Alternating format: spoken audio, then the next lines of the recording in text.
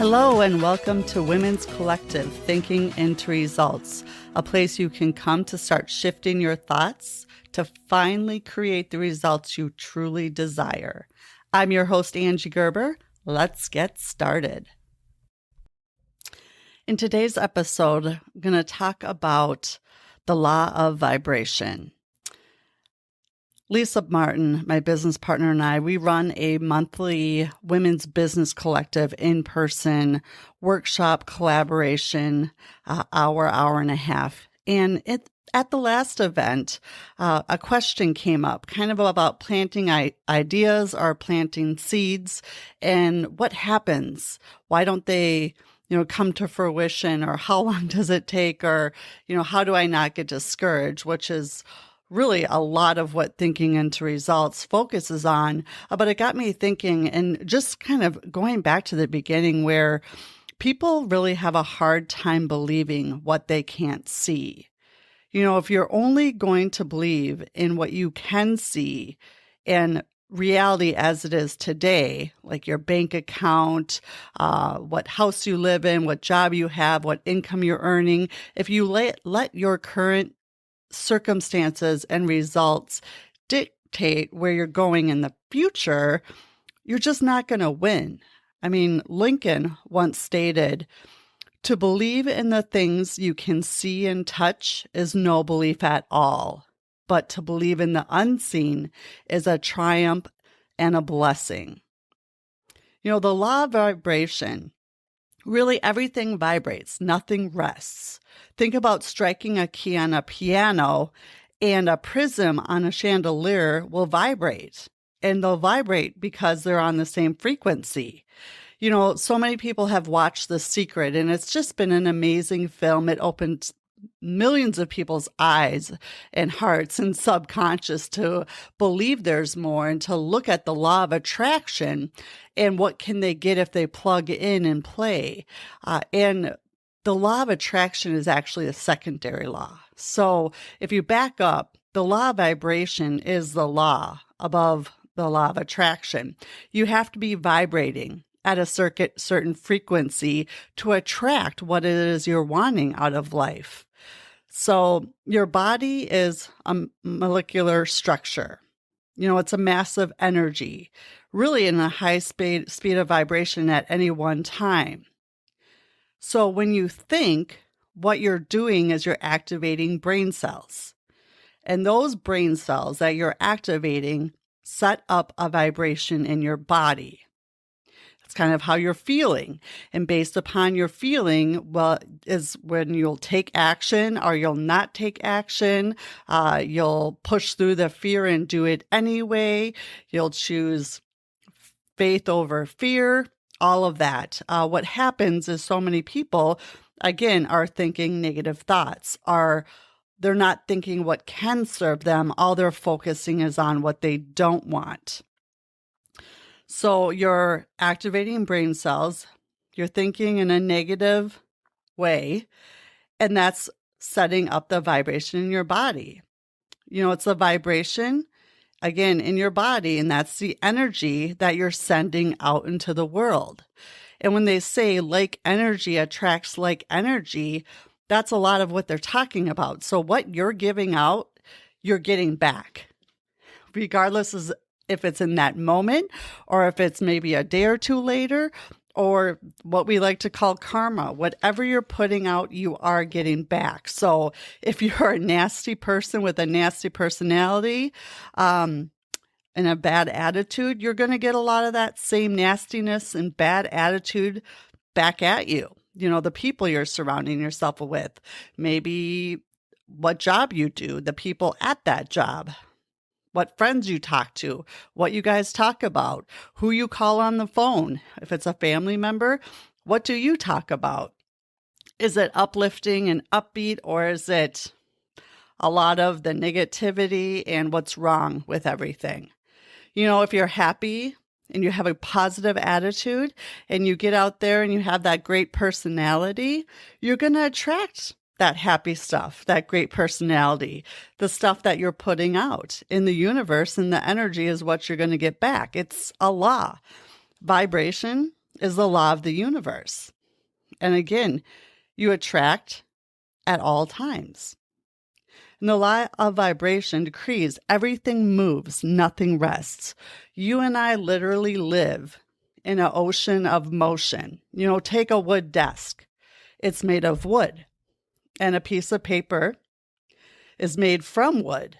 The wood desk is energy at a certain speed, and the paper is energy at a certain speed. Think about a metal chair. Think about the clothing you're wearing. Think about your skin. All of that is moving. It's energy. It's just at a different speed of vibration. Everything vibrates. It's from a lower to a higher frequency of vibration. And what you want to do is keep raising your level of vibration. So you think, how you feel, and how you act equals your attitude. And attitude and our thoughts are the only two things that we can control. I'm going to say that again. Your attitude and what you're thinking are the only two things you can control. And your attitude is a combination of what you're thinking, how you're feeling, and what action you're taking. You can be thinking one thing and be feeling another thing. And what you need to do is you need to get them in order, which is also called integrity. So if you're doing one thing, but you're thinking, this isn't good, this isn't going to work, then your vibration is all off and it's not going to work. How do you reject negative thoughts? I know we've talked about that before. And how do you really, protect yourself from others who have negative thoughts? This is where you really need to be thinking. You have a reasoning factor. It's one of your higher faculties. Information is coming in from the outside at all times. And the beauty is you have the ability to be thinking about everything you're hearing, see, smell, taste, or touch. And at the conscious level, you can accept or reject it. What you're going to have to start doing is asking yourself, when something is around you, is it going to serve me? That's why it's so important to have goals and to have a big C goal. So you know what you're always going towards. And when something comes into your life, whether it's an opportunity, a person, a thought, something that you could be doing or not doing, is this going to help me get closer to my goal? Is this going to move me in the direction I want to move towards, where there's more for me? And if the answer is no, then you reject it. Some people are always going to complain about anything and everything they can find to complain about. There are people that think they're absolutely brilliant because they've found the one thing that they can sit and complain about over and over and over again. Some of the shows we watch, some of the things we read, they're all about what's wrong. People are making a living at this. And again, you have the ability when you hear something or you feel something, you can accept it or you can reject it. That is what separates us from the rest of the animal kingdom. You do not have to accept it. If you think about, someone you may love dearly or a partner, a family member that could be really negative, well, use their negativity as an instrument to make you stronger. You don't have to get involved in their game. You're not going to go down that road with them.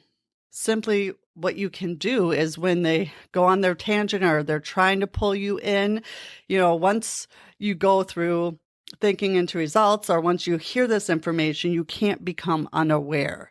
Once you're aware, you're aware. It's just like you can't unsee or unhear some things. You can't unlearn this.